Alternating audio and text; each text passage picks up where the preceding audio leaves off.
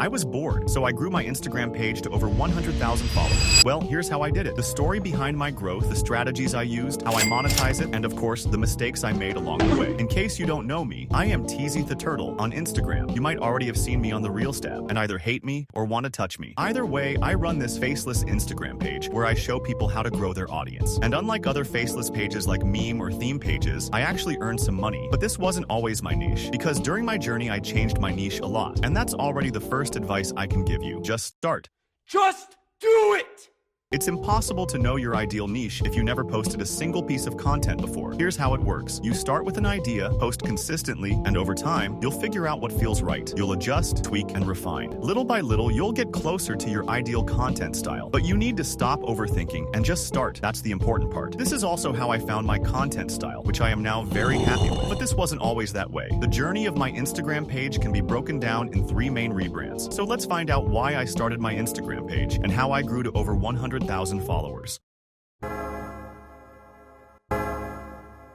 So my tired ass wanted to discover a new hobby, and because I liked to draw as a kid, I wanted to try out digital art. I grabbed the cheapest graphic tablet I could find on Amazon and started drawing. Around this time, I was also obsessed with Gary V's podcast. In case you don't know him, Gary V is the CEO of Gary Media, a huge social media agency in New York City, and shares a lot of content about marketing. Every day, I listened to his podcast on the way to school, and after a month, I was done just sitting around. I had to take action. So the same day, I opened a new Instagram account and started posting about my art. During this time, Gary Vee also started a 90 days posting challenge. The challenge was to post daily for 90 days straight, and this is also what I did. This is also the next advice I can give you. You need to post daily. Posting every day increases your chances of going viral. Think of it like buying more lottery tickets. The more you post, the better your odds. Now, I know what you're thinking, but what about quality over quantity? Of course, quality matters, Sherlock, but here's the deal. You can have both, quality and quantity. That's what gives you an edge. The more you post, the better you get at creating content, and the faster you learn, the faster you grow.